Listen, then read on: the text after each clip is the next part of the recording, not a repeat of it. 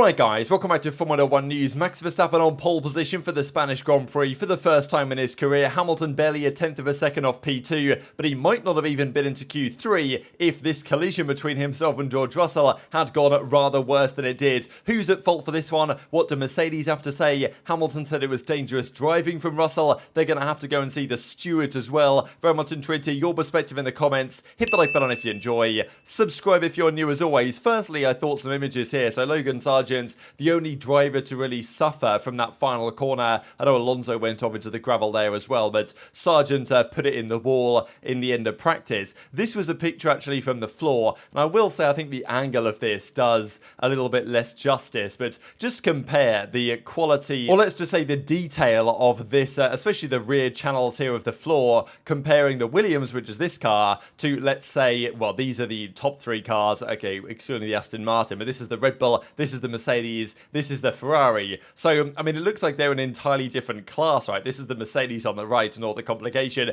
This is what Williams have come up with their, lacking, let's just say, aerodynamic simulation tools. It's kind of remarkable they're even in the same ballpark of pace, to be honest. And today, it wasn't particularly competitive. Speaking of qualifying though, let's dive right into it because all the cars come out early on. It was raining early in the day. FP3 was disrupted. The Formula 2 race was pretty interesting as well. It was very wet early on, but quali was pretty much dry. They came out early to do some laps. Ferrari maybe got quite lucky here because they were very confident it wasn't going to rain. They stayed in the garage and therefore everyone else came out, did some laps, and Ferrari was stuck there when we had a red flag, basically because of gravel on the track. It was a weird red flag to throw. I really feel like we should have some sort of virtual safety car because the amount of time it takes for a red flag to get resolved is just frustrating. Like, they need to put a VSC out in some of these sessions. So many instances though. There was a bit of wet, just basically coming out of turn 10 up the hill into that final section. There's a bit of water on the ground there, and drivers had difficulty with that.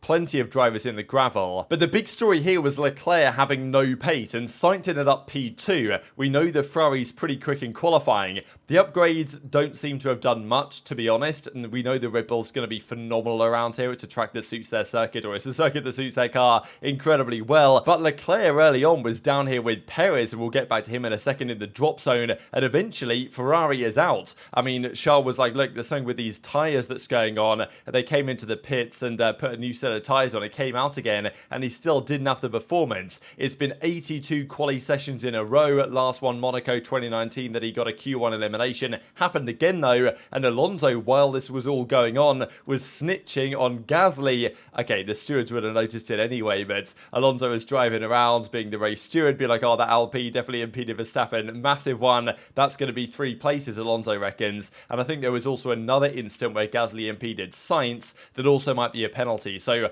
I doubt that Gasly will remain in the grid position that he presently is. We'll see what that is in a few minutes' time. And yeah, the theory is that quite possibly even a 6th place penalty for Gasly could be coming his way, which would be very frustrating for him given how well he performs today. This was what it looked like in Q1. Hamilton put in a great lap to go P1, a 1:12.9 in the end. Verstappen just effectively did a good lap and put it in the pits. But yeah, Leclerc out in Q1. Perez was perilously close to going out in Q1 as well. It was really interesting and great to see the McLarens as well start to deliver. Hulkenberg as well had some great laps in him, as we've seen plenty of times now so far this season, very impressively indeed. And Leclerc out, brand new upgrades for Ferrari, don't deliver anything, and what he basically says is the car was undrivable in the left-hand corners. He could turn right, no problem, but turning left, it just wasn't going to work. Had no pace as a result. They tried it with the new tyres, didn't make any difference. He's very confident there was something wrong with the car here, which raises the question, right? It's P19 at Leclerc. I mean, man, super gutting for him, of course, and the entirety of Ferrari. Not sure what they did wrong. It's very possible they'll say, you know what, P19, P20, what's the difference? Let's either start from the pit lane, which they might do to completely take apart and reassemble the car to try and figure out what their issues were, or they'll just take an entirely new power unit, gearbox, all this stuff, just to add another one into the pool, because you might as well start P20 if you're P19. That, I guess, is the theory, but yeah, tough day for Leclerc. Hamilton, though, was absolutely looking on it, and he was looking at Verstappen. He was looking ahead. He was like, okay, where are my losses to Verstappen here? Looks like mainly turn 4, but it's happened plenty of times now where the Red Bull gets to Q3 and just has way more performance. Like, Q1 Q1, Q2, there's been a few sessions this year that have been super competitive, and then Verstappen will put 5 tenths in everyone's head in Q3, haven't again, and you'd expect Perez to be somewhere similar. The Red Bull is, like, Verstappen's doing a phenomenal job. Let's obviously not underestimate that. But the Red Bull's a rocket ship, right? Let's be honest, right? Perez should not be out in Q2. I mean, this is frankly embarrassing. Again, he goes off into the gravel here at, what is this, turn 4? Actually, this is turn 5, isn't it? But, I mean, still, Perez goes off into the gravel, gets back on track, doesn't have the confidence, doesn't have the grip. I don't know, man. But, I mean, Perez being out there he went out in Q2, just tragic stuff. And, obviously, his challenge is now pretty much over for the championship. That's becoming very clear. And if this continues, like, there is no doubt in my mind that Perez will not be in this seat next season. I mean, sure, they're going to win the constructors, I'm sure. They're going to win the drivers. But this isn't good enough what Perez is doing right now, so he's got to turn it around. This Red Bull car should not be down that far of the order, very clearly indeed. Then, though, we get into the big drama of qualifying, which was, again, as happened back in 2016, two Mercedes colliding. Whether this will be the start of anything between Russell and Hamilton, as maybe it was between Hamilton and Rosberg. I mean, obviously, it was pretty spicy between them anyway at the time, but still, this was remarkable. We saw this as it was going on, where Russell had aborted a fast lap. Hamilton was coming through to start his fast lap, and, Hamilton was right behind Russell. Russell kind of pulled out just before they got to the final corner, actually, to take position. I'm sure Hamilton was thinking, what's this guy doing? Is he trying to give me a tow down the straight? Maybe Hamilton thought that Russell had, like, finished his lap and therefore wanted to give him a nice tow down the main straight, which might have been a reasonable idea, but that wasn't the case, because Russell was also trying to do a fast lap, as was Hamilton, and they were right next to each other. So it was definitely bad timing from Mercedes, and they could have definitely done a better job in orchestrating this and in actually telling the drivers what was going on, because they get down the main straight. Russell pulls over to the right here to get a bit of a slipstream from Sainz, who's just finished his hot lap, and then Hamilton thinks, all right, sure, like, Russell's pulling out of my way, so I can do my fast lap, but then Russell actually decides, no, I'm on a fast lap, so he pulls over again and is not aware that Hamilton's there, pushes him into the grass, breaks his front wing, and they were lucky not to have a big collision here, right? Because contact like that, like, Hamilton could easily have spun here, spun around Russell, and in both of them, their cars damaged, crashed into the barriers, out of the session. So, I mean, this is remarkable, right? I don't exactly know who's at fault. I think primarily probably Mercedes on the pit wall, not informing the drivers what was happening, because this was starting way back before the final corner when they were preparing for their laps. Hamilton wasn't aware that Russell was actually on another hot lap, I'm guessing, and thought that he was helping him out. Russell was not aware that Hamilton was even there in the first place, despite the fact that you'd have thought he'd have noticed him before the lap began. So I don't know what happened, but I think Mercedes are probably the ones at fault. But Russell maybe should have just been more aware, right? I mean, maybe check your mirrors. I don't know. That's always a question. It's difficult to see in these F1 cars, but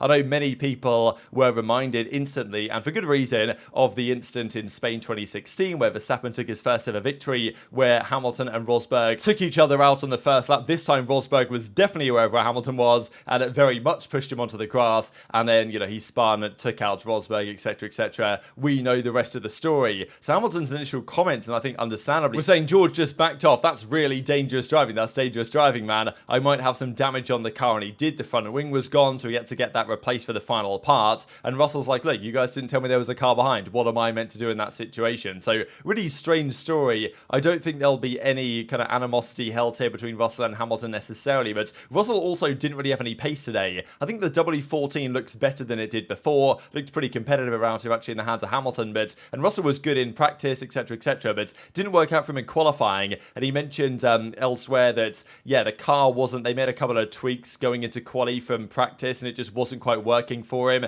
Couldn't get the tyres up to temperature, which was pretty surprising, but it happened for many teams, right? Leclerc, Perez, Russell, all out in Q2 or Q1, and this was the overall numbers, right? So Verstappen P1 by a fraction. Norris did another phenomenal lap here, a 1:12.7 for him. Both McLarens through to Q3 was a big story for them, and yeah, Russell, Perez out in Q2, man, that is rough for them. So Q3 started out, and Verstappen did what he does, and put in a blinder of a banker lap here, a 1:12.2. I think for Hamilton, he might think, you know what, maybe shouldn't have used an extra set of softs earlier on, I think in Q2, because I think in Q2, that was probably going to be enough to get him through anyway. Now, it was very tight. it must be said. But maybe Mercedes could have saved a set of tyres in Q2, so Hamilton didn't have to do his first lap on old tyres, which maybe would have given him a better chance. It did really feel like Hamilton was going to be P2 here, and he had a great chance, but he messed up the final sector. I believe he had a bit of a moment coming into or out of turn 10, and that compromised his final sector by a couple of tenths, and in the end it's Norris,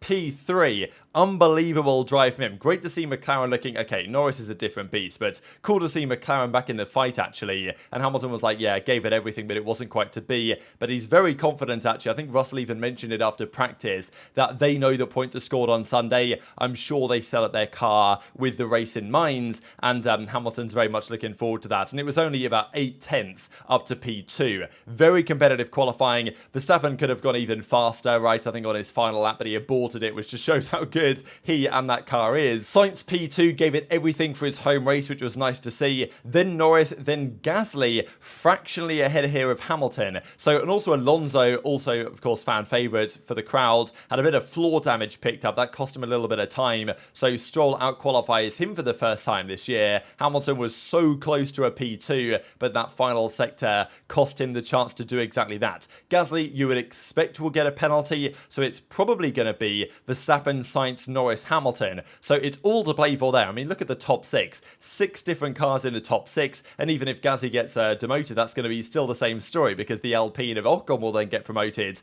up into P6 instead. So the grid is really exciting. I don't think anyone's going to stop Verstappen, but if you forget about Verstappen, the race tomorrow is going to be mega. The Mercedes drivers are going to have to seek the stewards actually to sort this out. I imagine they're going to say, oh, it was my fault, oh, it was my fault, and then they settle the story there. That's kind of what Hamilton is like. Look, he's encouraged to see the pace, but fundamentally reckons, okay, miscommunication with Russell. He's not going to throw his teammate under the bus necessarily, but still, was it dangerous from Russell what he did? As Hamilton said at the time, maybe so. So definitely intrigued to hear your thoughts in the comments below. Just to close out then with what is presently the provisional starting grid. As I say, I would potentially expect Gasly to get knocked down here, but it's a very exciting starting grid for tomorrow's race, and hopefully it will deliver. Lots of cars mixed up, wasn't even wet, and we still got a great qualifying. Very much intrigued to hear your thoughts in the comments. Hit the like button if you enjoyed, subscribe if you're new, take care, and I'll see you next time.